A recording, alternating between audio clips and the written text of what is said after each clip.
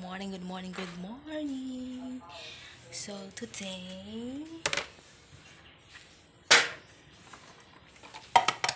ay nilaga.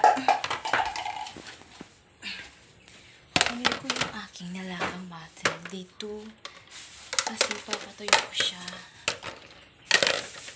sa taas.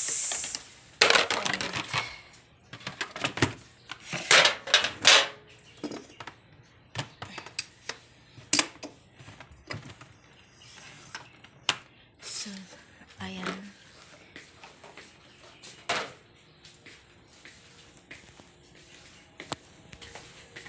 So, tapos na pala akong maglaba ng mga damit ng baby. So, ngayon, ilagay ko muna itong mga laruan niya dito.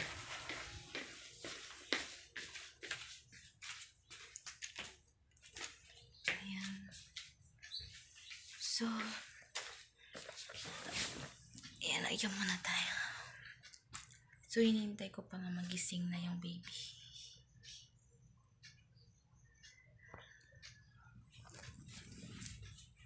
So, niready ko na din yan.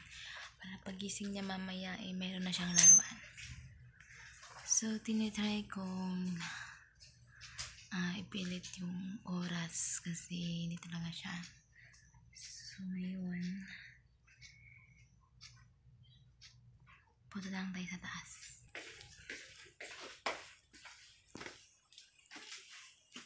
So, parang gising na yung aking alaga.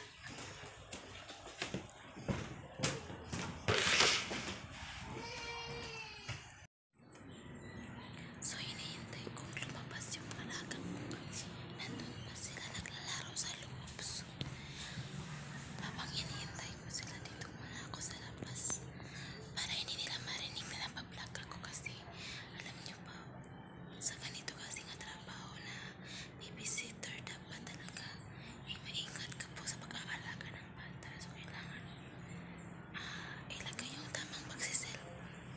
Mga kamami, kaya nagpulong-pulungan na lang tayo dito para marinig nyo. Ayan sila, nandun pa sila. Makasi sila, so hinihintay kong lumabas yun.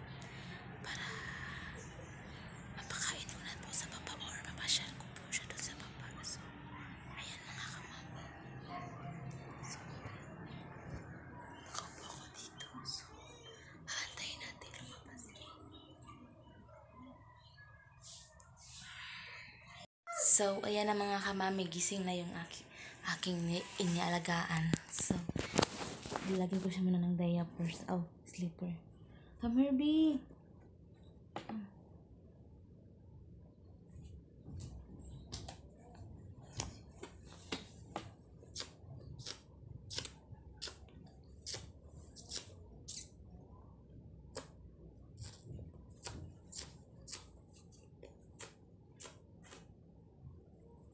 Lagay tayo slippers kasi mag-go tayo outside.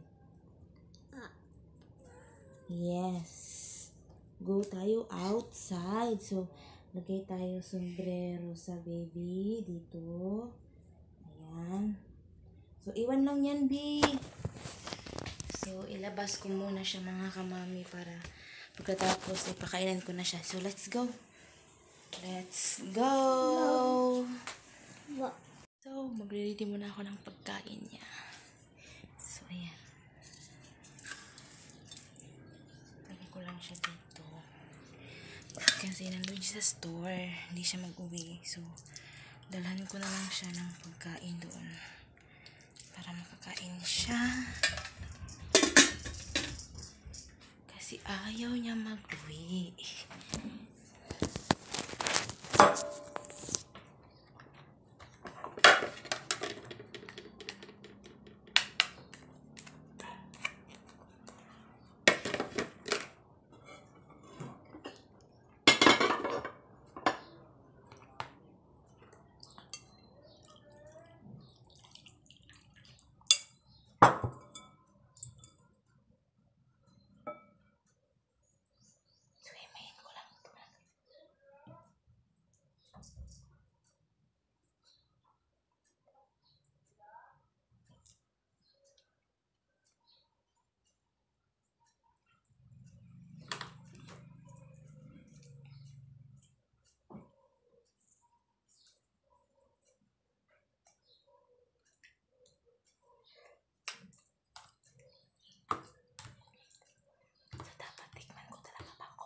ibigay sa kanya.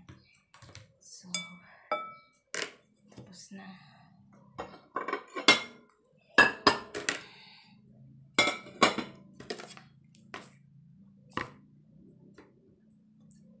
Dalhin ko na doon. So, dalhin ko na siya doon kung sa store para makakain na siya.